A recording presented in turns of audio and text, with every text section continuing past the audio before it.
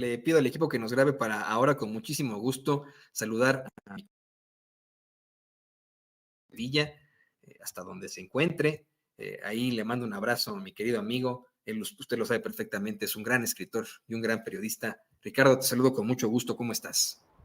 Querido Toño, público memorioso, estoy muy bien, muchísimas gracias. Pues aquí disfrutando de los análisis que haces, Toño, y al mismo tiempo, como estamos en todas las pistas, porque esa es la idea, pues estamos informándonos, estamos viendo cómo la oposición da de patadas, da de codazos, hace berrinches, se tira al suelo, hace melodramas, con tal de que los vean, con tal de que los escuchen, pero afortunadamente el pueblo de México sí los está escuchando, a veces porque no hay remedio, no hay forma de evadirse a esa triste realidad que hay en los medios de comunicación corporativos, pero los está viendo y se está burlando de ellos con una crítica también muy del pueblo de México, porque en el pueblo de México somos nosotros también muy inteligentes, Toño, a la hora de ver las mentiras de los infundiosos y pues nos burlamos de ellos y les damos la vuelta. Así que yo veo y felicito mucho al pueblo que le está dando durísimo, veo en las redes sociales que sale Ciro, compungiéndose, haciendo sus melodramas, tirándose ahí a la alfombra porque no le gusta el piso frío, y la gente sale y le tunde sabroso, y eso me da muchísimo gusto. De modo que estamos muy bien, mi querido Toño, aunque tenemos aquí la tacita de gruñón, somos un poco gruñones, la verdad somos medio grumpis. Así somos los periodistas, ¿no? Muchos de nosotros en nuestra pasión, nuestra verdadera falta de cinismo, los que no somos cínicos, somos muy pasionales y nos desesperamos y sí nos afecta lo que nos dicen, las cosas que pasan y pues nos convertimos ahí en el gruñón de los enanos de Blancanieves, que bueno, pues ahí también trabajamos pero en la mina de la información, querido Ricardo. Mira, antes de que vayamos a tu tema, creo que vale mucho la pena analizar. Fíjate cómo estamos. Perdóname, Toño, perdóname, pero es que me vino a mi mente Xochitl Gálvez disfrazada de Blancanieves, no. y el Patitas de Molcajete ahí brincando alrededor de ella. Se me vino la imagen. Discúlpeme usted, público memorioso, pero de pronto ese tipo de imágenes perturbadoras cruzan por mi cabeza. Fíjate que estuve recientemente y ahí entrevistamos al alcalde electo Gilberto Zárate en la localidad, en el municipio de Comonfort, en Guanajuato, el cual es conocido, querido Ricardo, por su elaboración de molcajetes. Ahí tallan la piedra, extraen la piedra, y si uno quiere un buen molcajete, pues vaya ahí al pueblo de Comonfort, al municipio de Comonfort, un lugar muy, muy bonito. Y fíjate, le hicimos una entrevista exclusiva al alcalde electo por Morena, a una de las diputadas federales más destacadas también ahí, en Comonfort. No se me ocurrió preguntarles que pues dónde andaba ahí Fernando Belauzarán, porque tienen en la plaza principal un molcajete tamaño natural, no, tamaño de persona, ¿no? Entonces, pues a lo mejor ahí estaba una estatua a Fernando Belauzarán y bueno, esto va en colación a lo que estamos platicando, ¿eh? No se vaya con la finta, público consentidor. En todas partes me da la impresión a mí que esa derecha no se da cuenta de cómo la ha regado al faltarle el respeto al pueblo de México. Estamos a punto de que este paro del Poder Judicial, querido Ricardo, tenga pues también a los impartidores de justicia. A partir del miércoles se unirán al paro nacional. Tenemos también a una bola de millonarios a los que hoy invita el presidente López Obrador a dar su opinión, pero públicamente, sobre una reforma electoral. Gente que de verdad no se dan cuenta que el pueblo quiere esa reforma electoral, que el pueblo votó por esa reforma electoral. Tenemos unos medios de comunicación que insisten en darle mierda al público, sin saber que la gente ya no los quiere ver, ya no quiere ver a los Ciros, a los López Dóriga, a los Loret, y está perdiendo esa ultraderecha. Invitan a alguien como Milei a México, a una visita no oficial en el que no le iba a recibir ni López Obrador ni Sheinbaum, por ejemplo, ¿no? Sino Eduardo Verástegui. No puede ir porque su pueblo allá le está reclamando que utilice esa lana. Vamos, es perder y perder, y porque no se dan cuenta, no escuchan definitivamente al pueblo. Creo que ese es el gran problema. Si escucharan un poquitito y dijeran, oigan, vamos a ponernos del lado del pueblo un poquitito, no tendrían tantas caídas, ¿no?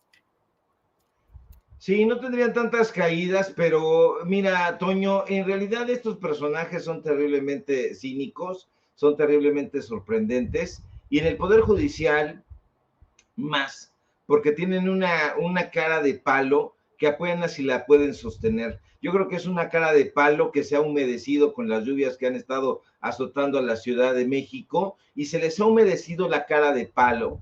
Y bueno, pues está esta idea, esta pretensión de llevar a jaque, no a paro, sino a jaque al Poder Judicial, porque estos jueces, estos ministros, estos magistrados se tratan como reyes, se tratan como reinas. Hoy mismo nosotros, si nos asomamos no solamente al Poder Judicial de la Federación, sino al Poder Judicial local, a los diferentes poderes judiciales locales, es decir, a los estados, vamos a encontrar muchísima corrupción. Nosotros nos hemos asomado a Veracruz, por ejemplo, nos hemos asomado a Puebla, nos hemos estado asomando a Querétaro, a propósito de la elección de San Juan del Río que se quieren atacar ahí los panistas. Pues dijimos, bueno, pues vamos a asomarnos a ese México profundo, del cual no quiere saber nada Ciro, del cual no quiere saber nada López Dóriga, ni ninguno de estos personajes que no salen de sus estudios aparatosos. Nos acabamos de asomar, por ejemplo, a Querétaro, Toño, y el Poder Judicial allá en ese estado también está haciendo de las suyas.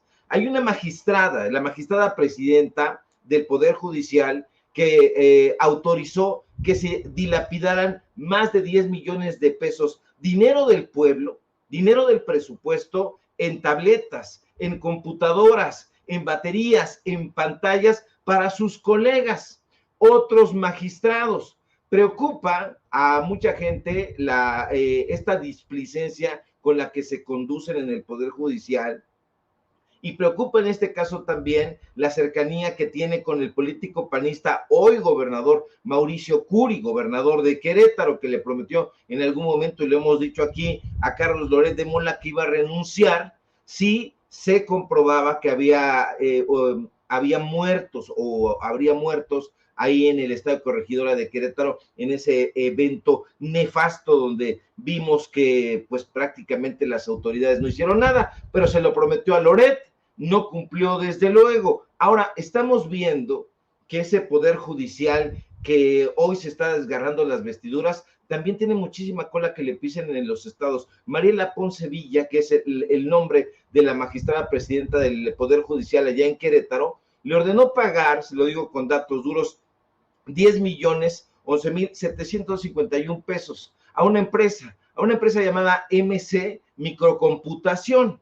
Ahora, da la casualidad, porque ya ve que estos personajes entran mucho en las casualidades, que esta compañía, que tiene, por cierto, su sede en la ciudad de Querétaro, también tiene oficinas en otros estados. Tiene aquí en la Ciudad de México, tiene en Guanajuato, tiene en Morelia, tiene en Jalisco, tiene en San Luis Potosí, y bueno, ellos le reportaron al fisco, y lo estuvimos revisando, que entre 2012 y 2021 habría recibido 29.6 millones de pesos por contratos por adjudicación directa, pero no fue así. Fuentes al interior del Poder Judicial del Estado de Querétaro, porque no crea usted que tenemos derecho de picaporte y vamos y nos metemos ahí al Poder Judicial y nos dan toda la información. No, hay gente que está hasta el gorro, hay gente que está hasta el copete, en mi caso el copete de hueso, de tanta corrupción, de tanta tranza, diría el presidente López Obrador. El pueblo se cansa de tanta pinche tranza, y entonces nos buscan y nos dicen, oye Sevilla, tú que estás dando estos datos duros, aquí tenemos esta situación. Y entonces nos dan a conocer una serie de documentos donde aparecen que estos personajes habrían estado en contubernio con el Poder Judicial, la empresa y bueno, pues los magistrados en este caso. Entonces, hay mucho dinero de por medio. Estuvimos revisando la documentación, ya ve que Ciro, ya ve que Loretito no se dan tiempo de eso porque tienen a sus canchanchanes. Nosotros sí tenemos tiempo para eso porque justamente esa es nuestra profesión. Ahora, tuvimos acceso a las facturas, tuvimos acceso al contrato, tuvimos acceso a las cantidades y resulta que esto es completamente anómalo. Ellos están gastando un dinero que no se les había autorizado. Ahí ellos en un documento que está fechado en Santiago de Querétaro el 14 de abril del año pasado, dicen que van a dar un contrato por 8 millones de pesos, poquito más, pesos menos, pero resulta que dieron 2 millones de pesos más. Ahora, le estoy diciendo que son tabletas, que son computadoras, que son protectores de pantalla, ese tipo de cosas en las que están dilapidando el presupuesto.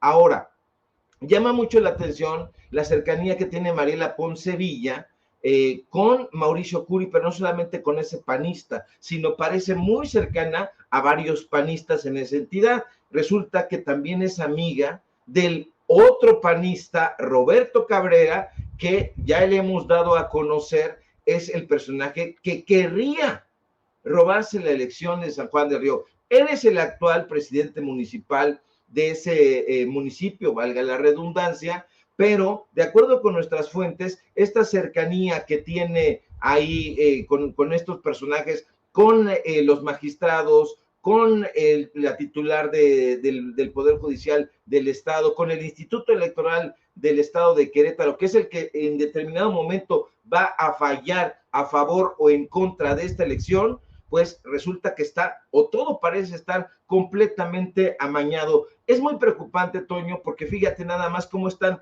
todas las cosas concatenadas, todas las cosas hiladas, porque en teoría se supone que el Poder Judicial de México, de todo, tanto el Poder Judicial Federal como el local, es una pieza fundamental del sistema político, y en teoría también se supone que es el encargado de velar por la justicia y el cumplimiento de la ley, pero no para unos cuantos, sino para el pueblo en general, y más aún para el pueblo llano que tanto lo necesita. Hay datos y datos. La semana pasada le dimos a conocer, por ejemplo, porque van a decir, no, Sevilla, ¿dónde está esta información dura y tupida? Como ahorita estabas explicando en tu clase de periodismo, Toño, yo estoy completamente de acuerdo en esta pirámide invertida y todo eso que tan necesario es y que ojalá pusieran atención muchos de los supuestos periodistas. En fin, nosotros le dimos a conocer que hay jueces que están trabajando para la derecha, pero no solamente eso, sino para compañías de la derecha. Hay una empresa muy polémica que se llama Aleática. No sé si le suena a usted, público memorioso. Aleática es una compañía que está operando una parte del viaducto Bicentenario y resulta que lo estaría haciendo de manera ilegal.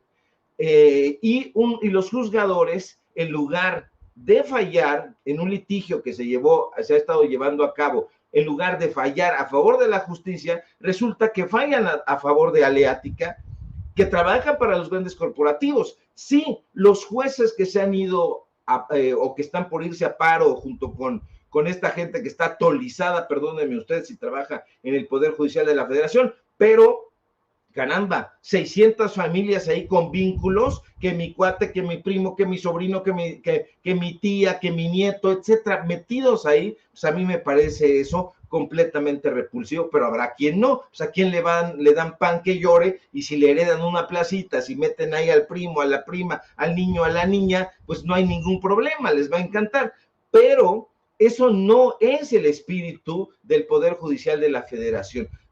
Corruptelas tras corruptelas, le dimos a conocer, por ejemplo, que estos personajes, uno de ellos eran varios personajes, me parece que 7 personajes, 4 exfuncionarios mexiquenses y 3 exdirectivos de esa empresa, pues sí, estaban en el altiplano. Pues resulta que los juzgadores, un juzgador en concreto que está adscrito a ese penal, dijo, no, pues es que aquí no hay los elementos suficientes para que estos personajes vayan a proceso, no los hay.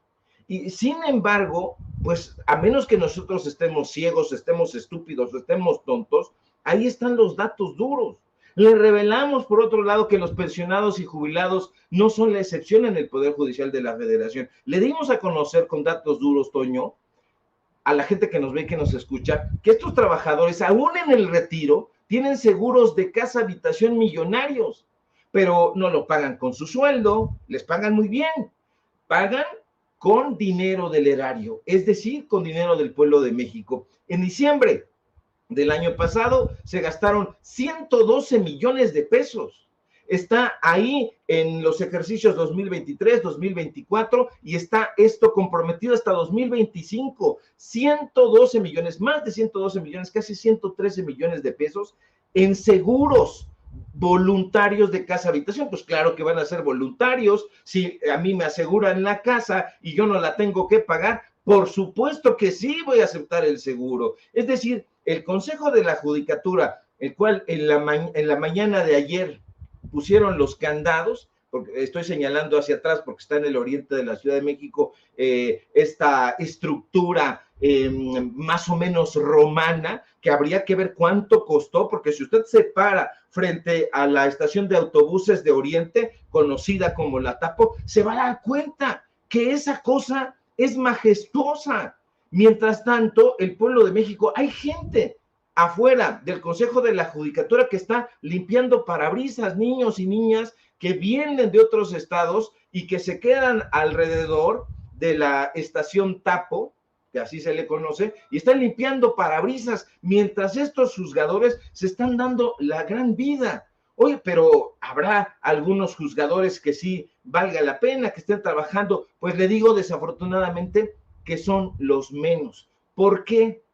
También hace unos días, usted lo sabe, con datos duros le dimos a conocer que la Corte está plagada de traidores al pueblo. No estamos hablando de la traición a la Cuarta Transformación, que esa ya de por sí se ha ido dando durante todo el sexenio por algunos personajes que ya le hemos mencionado. Pero ahí está Juan Luis González Alcántara Carrancá, que le ha dado la espalda a la nación, que le propuso a sus pares, los ministros de la Suprema Corte, que declararan inconstitucional el traslado de la Guardia Nacional a la Sedena. Usted lo recuerda. Le dimos a conocer que no había sido el único caso, que había actuado en contra de la transformación, en contra incluso del personaje, en este caso el presidente de la República, que en efecto lo había nominado, pero él elaboró un proyecto para invalidar el decreto, para blindar los proyectos prioritarios del gobierno federal. ¿Se acuerda usted de eso? Esos son golpes arteros.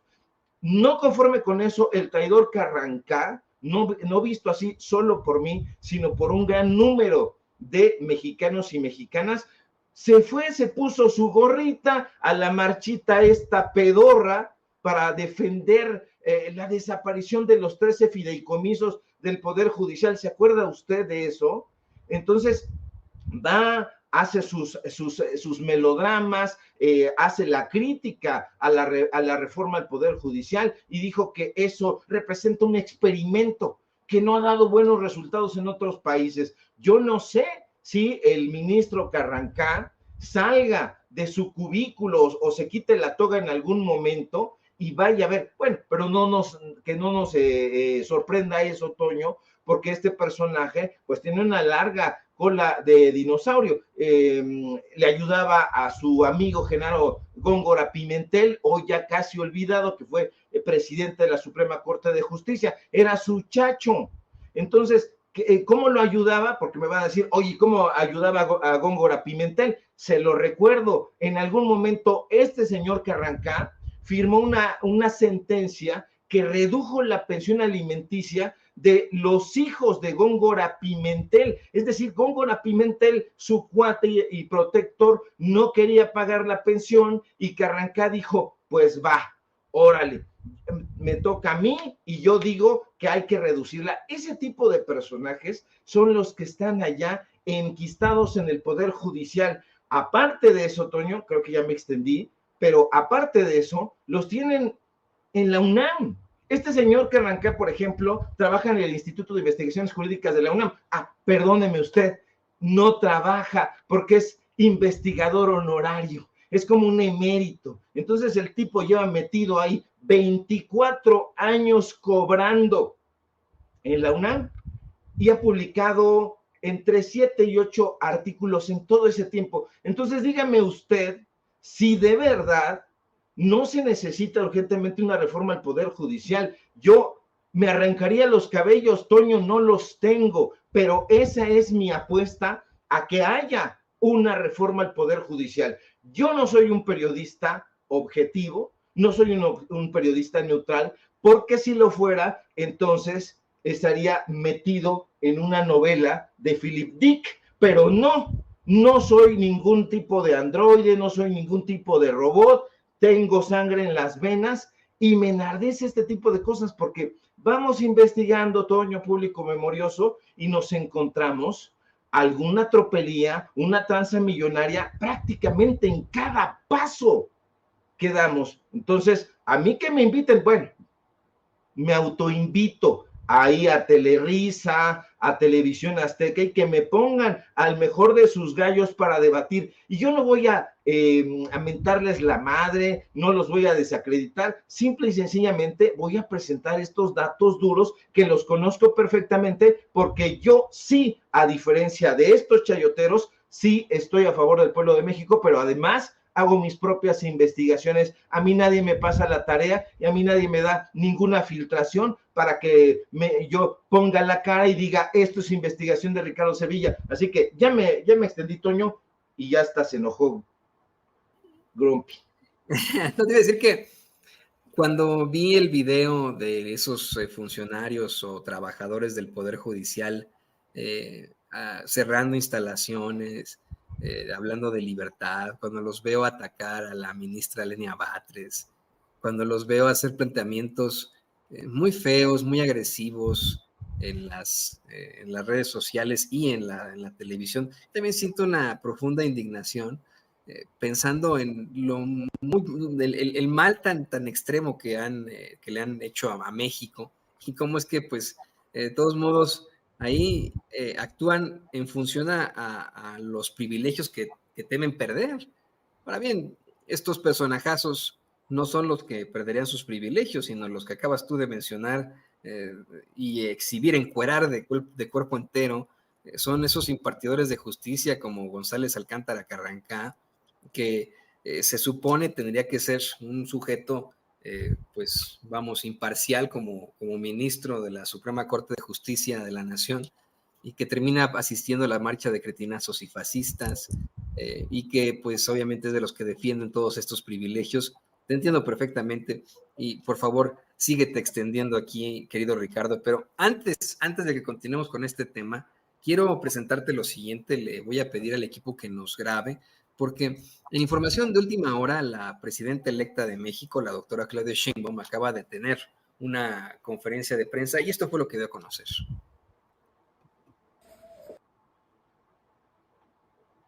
Con el equipo de Educación, Salud y Bienestar, hace un momento. Estamos trabajando ya, como ustedes saben, son 3 programas de bienestar que estaremos incorporando a partir de 2025. El programa de mujeres de 60 a 64 años, que vamos a iniciar el próximo año con 63 y 64. Ya en su momento, cuando entremos al gobierno, vamos a explicar, porque a partir del 1 de octubre iniciará la inscripción, la convocatoria y la inscripción de mujeres en módulos, el programa de becas para niños y niñas, que iniciaremos el próximo año con la universalidad en secundaria, que se va a hacer en los planteles educativos a partir de octubre, la inscripción a este programa, y se va a dar las becas a las mamás, para que las mamás tengan la ¿cómo se dice? La titularidad de la tarjeta, a menos que pues por alguna razón la mamá no esté presente, entonces sería el padre o el tutor. Y también inicia a partir de octubre el proceso de inscripción en las escuelas y el programa de salud casa por casa para las y los adultos mayores, que también va a iniciar un censo con un tamizaje a partir de octubre.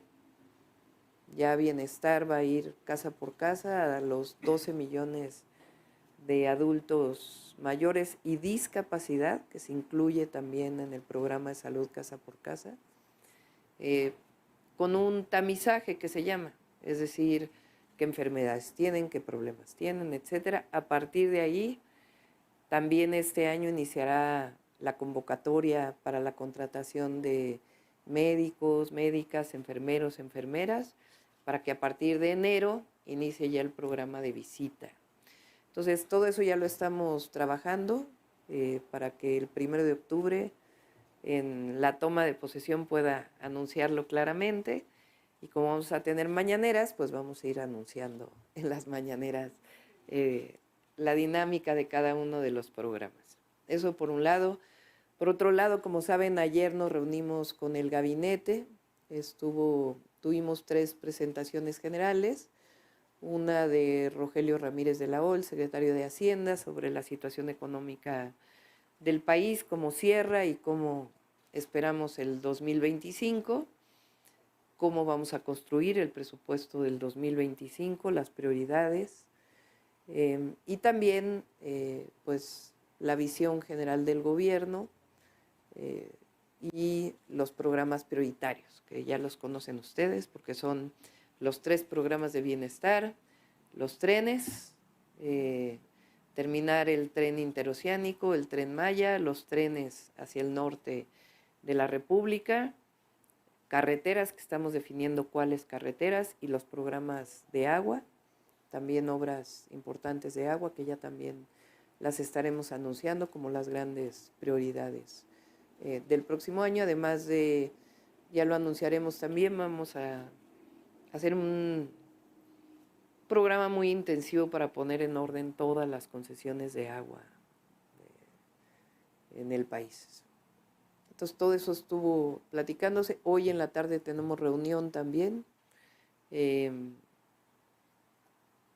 Hoy vamos a ver temas de economía, energía. ¿Y qué más? Economía, energía y obras, infraestructura. Y mañana estaremos viendo los principales programas sociales. Y después nos volveremos a citar para seguir trabajando con el gabinete. Entonces, como ven, vamos muy avanzados y el 1 de octubre pues ya tenemos claridad de los primeros 100 días de gobierno, prácticamente día con día, qué vamos a hacer cada uno de los días. Son estas encerronas que estamos teniendo, más bien en las tardes. Como hay muchos compañeros que siguen en el gobierno, sea en el gobierno de la ciudad o en el gobierno federal o en el partido, que todavía tiene algunas tareas Mario en el partido, entonces les era muy difícil salir de la ciudad, entonces decidimos tomar las tardes para estas reuniones. Pues este es más o menos lo que quería platicarles.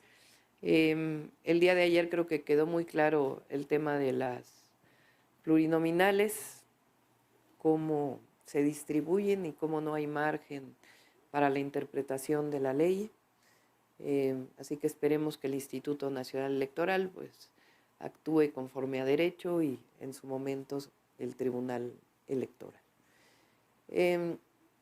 Dije que ya no iba a hablar nada de el partido porque ya no me corresponde como presidenta electa, pero aprovechando que está Mario Delgado aquí, que ya tiene las 2 cachuchas, casi secretario de Educación y todavía presidente del partido, quiero aprovechar que están ustedes aquí para que pueda hablarles un poco de cuándo se está convocando el Congreso. Yo ya no hablaría de eso, pero que Mario pueda platicarles un poco de ese tema y después, si quieren, contestamos sus preguntas.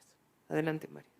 Las palabras de la doctora Claudia Sheinbaum dándole la voz al todavía dirigente de Morena, Mario Delgado, quien se convertirá muy pronto en el secretario de Educación Pública. ¿Sabe qué? Lo quiero comentar con mi queridísimo Ricardo Sevilla, mi compañero periodista y escritor, que mientras en otros sexenios, cuando hacían los planteamientos a futuro de lo que iban a hacer, teníamos, por ejemplo, a un Peña reuniéndose con empresarios y los empresarios haciéndose las manos así, y vamos a invertir en esto, claro, en el discurso se hablaba de el desarrollo económico más allá del bienestar social, ¿no? Lo mismo con Calderón, con Fox, y vamos a desarrollar en esto, en obras de infraestructura, más en obras de infraestructura, más en inversiones, más en cuestiones económicas, que lo que está planteando ahora la presidenta electa, la doctora Claudia Sheinbaum, en sus 100 primeros días de gobierno. Comienza hablando de programas sociales. ¿Qué otro presidente se ha dedicado a hacer eso? Bueno, pues el presidente anterior a ella, el presidente Andrés Manuel López Obrador. ¿Qué diferencia entre todos estos? Le pido al equipo que nos grabe para escuchar tu comentario, Ricardo. ¿Qué opinas de este planteamiento de esos 100 primeros días con, pues vamos, una serie de actos para la justicia social? A mí no me preguntes esas cosas, mi querido Toño, porque yo soy una persona muy impopular y cada vez que hago este tipo de cosas me vuelvo más impopular. Celebro completamente lo que está haciendo Claudia Sheinbaum. A mí me parece que tiene muy buen tiento.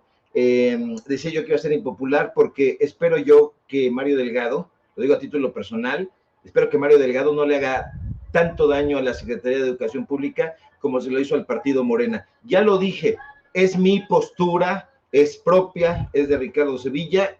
Yo no considero que Mario Delgado haya hecho un papel ni siquiera destacado en el partido, pero bueno, pues eso ya es otra cosa y tendrá la oportunidad Delgado de hacer las cosas bien en la Secretaría de Educación Pública. Ojalá las haga en esta ocasión Mario Delgado, lo digo yo, Ricardo Sevilla, pero más allá de todo eso, a mí me da mucho gusto que la doctora Claudia Sheinbaum pues lo meta al redil primero que nada y saber qué vamos a hacer, qué tenemos, de qué vamos a hablar, y entonces presto que será el titular de la Secretaría de Educación Pública, le da santo y seña a la doctora Claudia Sheinbaum, ya próxima presidenta de este país, y yo creo que estará obligado a hacer las cosas bien. Por otro lado, este planteamiento y este desarrollo que hace, habla justamente de una estratega. La doctora Claudia Sheinbaum es una estratega. Algunos le han dicho en determinados círculos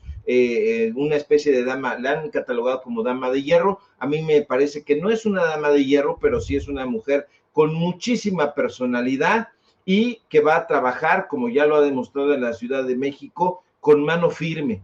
Y esto que hace, presentar los primeros 100 días de gobierno, pues me parece también una estrategia, pero al mismo tiempo creo que pues es un compromiso con la ciudadanía, está obligada y ella lo sabe y se obliga a ello, a informarle al pueblo de México. Creo que ha sido un acierto que decida tener conferencias mañaneras, más allá de ampliar el legado que deja el presidente López Obrador. Bueno, todavía no lo deja, pero lo dejará.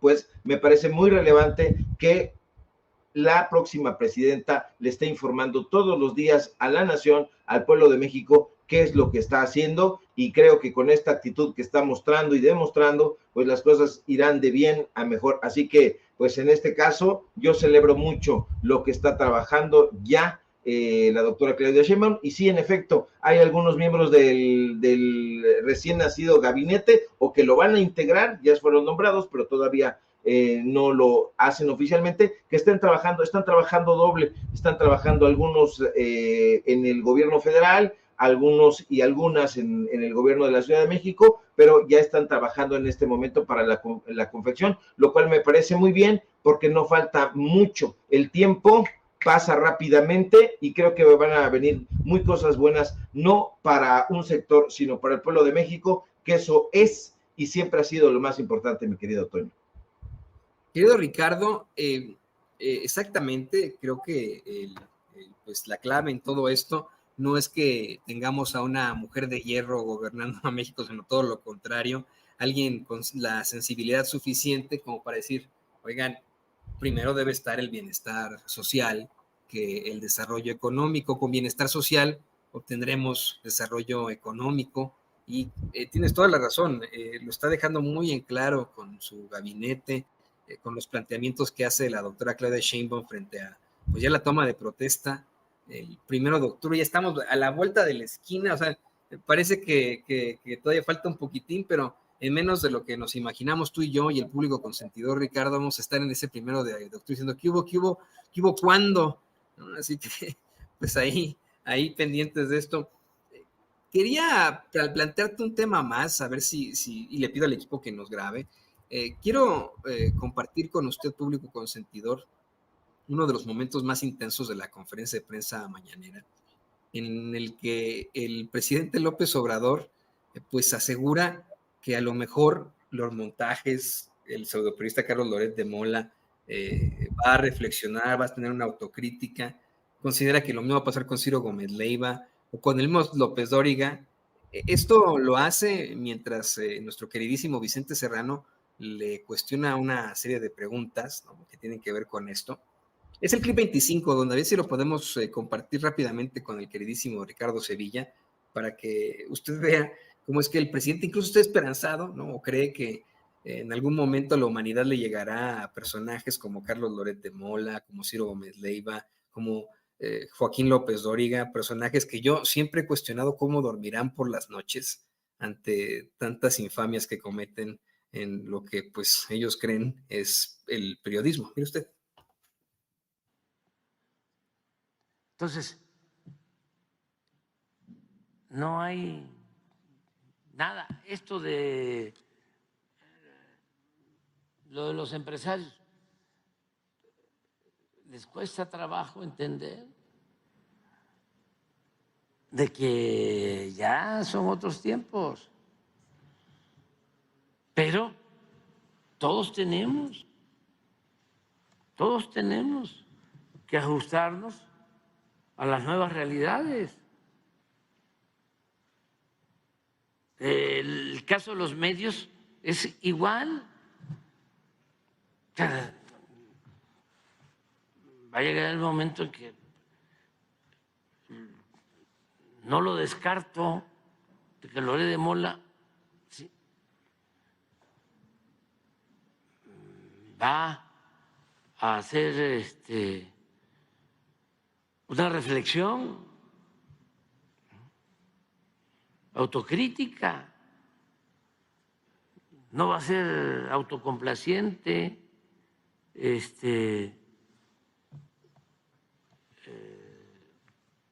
hasta los más cerrados cambian de modo de parecer. Y mencionaría, querido Ricardo, querido público consentidor, también a personajes como Ciro Gómez Leiva, del que dice, ojalá regresen a lo que era hace 30 años, algo que tú mismo has mencionado aquí en Sin Censura, cómo es que pues se desvió del camino alguien como Ciro Gómez Leiva. Y también menciona a un López Dóriga haciendo el chascarrillo de que en su momento mi colega, mi colega de la escuela, somos los dos exalumnos de la escuela, Rosa Isela Rodríguez, pues ella como periodista de la Carlos Septién admiraría en algún momento a López Dóriga, y hoy pues bueno, nos hemos dado cuenta de quién es ese López Dóriga. Yo sí creo que puede llegar el momento en el que tengan humanidad estos personajes y digan, creo que hice cosas muy, muy feas, haciendo el papel de un periodista que no me correspondía, querido Ricardo. En algún momento, esta mea culpa la hizo Jacobo Zabludovsky. Jacobo Zabludovsky, dentro de la televisión mexicana, era la voz oficial, no solamente de su empresa Televisa, o la empresa en la que trabajaba para el Tigre Azcárraga, sino también la que utilizaban los políticos, en este caso, pues todos políticos emanados en ese momento del PRI, y Jacobo Zabludovsky engañó durante muchos años, muchísimos años, al pueblo de México. E incluso había la frase, para quienes estén de mi edad, o más o menos, yo soy el más viejillo de por acá, de estos lugares, pero había frases en las familias que decían, lo dijo Jacobo, oye, ¿dónde lo viste? Lo dijo Jacobo. Entonces la voz de Jacobo Zabludovsky era la que influía muchísimo en las familias mexicanas para mal, la verdad es que para mal. Entonces este personaje que hizo una de las crónicas más notables, eso sí, durante el terremoto que asoló y azotó a la Ciudad de México el 19 de septiembre de 1985, hacia el final de su vida, trata de hacer esta mea culpa, hace esa reflexión y se convierte en un periodista completamente distinto al que solía ser. Trabaja ya haciendo radio, saliendo de Televisa, comienza a hacer una trayectoria muy distinta, pero muy distinta. Del mequetrefe que intentó entrevistar a Salvador Dalí, es algo que poco se dice, pero se comportó como un mequetrefe, como un safi, como un vulgar. Eso le pesó mucho en las críticas. En una biografía que se escribió sobre el Tigre Azcárraga, un tabicazo así que lamentablemente me soplé, como decimos, ahí hay un episodio donde se habló de las críticas que recibió Jacobo Zabludovsky sobre esa entrevista. Entonces, él se pone a leer, Jacobo Zabludovsky se pone a leer, incluso llegado a un punto en su espacio informativo, cada 2 o 3 días recomienda un libro a la audiencia y le dice, este libro se trata de esto y de esto y de esto, porque él se pone a leer, no se lo cuentan, no lo lee a través del prompter, haga de cuenta que yo saco este librito y le digo, bueno, José Carlos Mariátegui, por cierto, un gran escritor del cual no habla Vargas Llosa, y es mucho mejor que él, José Carlos Mariátegui, gran ensayista Mariátegui, por cierto. Jacobo Zabludovsky hace un papel distinto. Déjame decirte, Toño, que yo no tengo la misma confianza en López Dóriga. Creo que a diferencia de Jacobo Zabludovsky, Joaquín López Dóriga no tiene el menor interés en cambiar. López Dóriga es un personaje que hasta sus últimos días, lo pienso yo de esa manera, va a seguirle mintiendo o intentando mentirle al pueblo de México en la cara, y los otros nunca han sido periodistas. Carlos Loret de Mola no ha sido un periodista, no tiene una formación. Eso para mí me parece inaudito. Nunca he entendido la postura de Carlos Loret de Mola. Quizá yo le busco complejidades, pero es un tipo vano y simple y falaz. Pero nunca he entendido por qué se dedica a esto y no se dedica a hacer montajes o a hacer algún tipo de cosas del estilo, a la farándula que parece gustarle mucho en esas capsulitas que hace con el payaso de la peluca verde, broso, Víctor Trujillo. No entiendo por qué no se dedica a eso y por qué está allanando el espacio periodístico. Cuando tú eres arquitecto, yo no lo soy, pero me imagino que querrás ser uno de los mejores arquitectos y estudiarás, no sé, la tradición Barragán, Legorreta, qué sé yo, la propia tradición de Abraham Zabludovsky, que era el hermano de Jacobo. En fin, si tú ejerces una profesión, si tú ejerces una carrera, si tú ejerces un oficio, creo que lo ejerces porque te gusta, o eso debería de ser. Sin embargo, tengo la impresión de que estos personajes nunca gustaron del periodismo. Sí, en efecto, Ciro Gómez Leiva tuvo una época, pero pasó en un instante, desafortunadamente en un tris, y la tuvo en el momento en que estuvo trabajando en CNI Canal 40, antes de que hicieran ese vínculo con Ricardo Salinas Pliego, que salió muy mal, que Vicente Fox no se quiso meter, y dijo yo, ¿por qué? El cerro del Chiquihuite, toda esa situación. Ciro Gómez Leiva rápidamente depuso las armas del periodista, que son la veracidad, la supuesta objetividad que debería existir, que no existe, ya lo hemos dicho, el rigor, los datos duros, todo eso, y se vendió al mejor postor. Hoy está completamente entregado a los contratos. Come de la familia Azcárraga. Acuérdese usted que Radio Fórmula forma parte también de la familia Azcárraga, de un ala de la familia Azcárraga.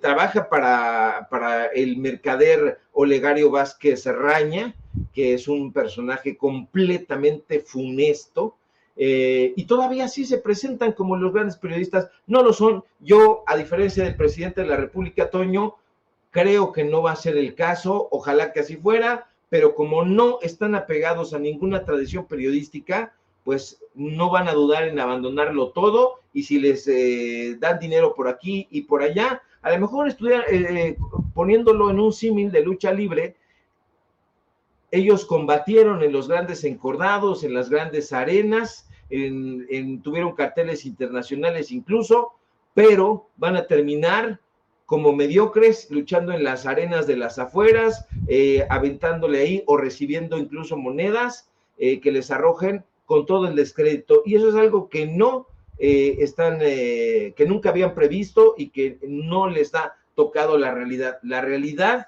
es muy distinta y la realidad ya no está en esos foros aparatosos. Hoy la gente está informándose y está cuestionando y está criticando y está alzando la voz y diciendo, no es cierto, Ciro Gómez Leiva no pasó de esta manera porque aquí están los datos duros. Erwin Toño, me extendí. Sí, porque por ejemplo, y suena muy básico lo que voy a decir, pero el apodo, los montajes prevalecerá en la historia.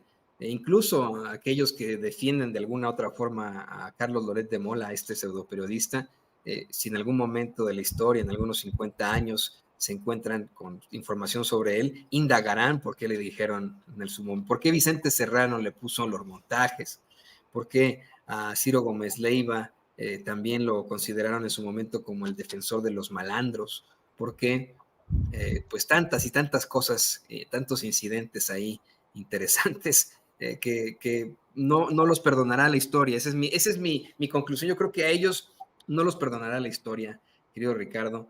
Yo aspiro a que tú, Vicente, Paco, Cruz, Francisco Cruz, por supuesto, el queridísimo César Gutiérrez Priego, el maestro José Vélez, el queridísimo Jaime Hernández, este equipo de colaboradores, pues vamos, no pasen a una mala historia, sino que sigamos trabajando por esa verdad con justicia. Y no me queda más que agradecerte pues, por esta intervención tan interesante y pedirte que por favor nos compartas tus redes sociales. Al contrario, mi querido Toño, siempre agradecido con tus diferentes palabras. Considero que es un despiste porque pues yo no tengo ninguno de esos atributos que tú mencionas, pero siempre arrebolado por esas palabras tan generosas. Sígame por favor en mis redes sociales, en X, @SevillaCrítico, en Facebook, Ricardo Sevilla Sin Nada Más. Sígame por favor en Paralelo 24, este portal de investigación. Todavía hay estos portales de investigación quizá nostálgicos de la investigación periodística. Ahí estamos llevando a cabo esta lucha sin cuartel. Síganos, por supuesto, en los datos duros. Hoy tenemos informativo en punto de las 9 de la noche y, por supuesto, aquí en Sin Censura, donde somos orgullosamente miembros y hay periodistas, ellos sí, muy capaces, muy entregados, como mi querido Vicente Serrano y desde luego Toño Ruiz. Te mando un fuerte abrazo, Toño, y estamos pendientes de la información.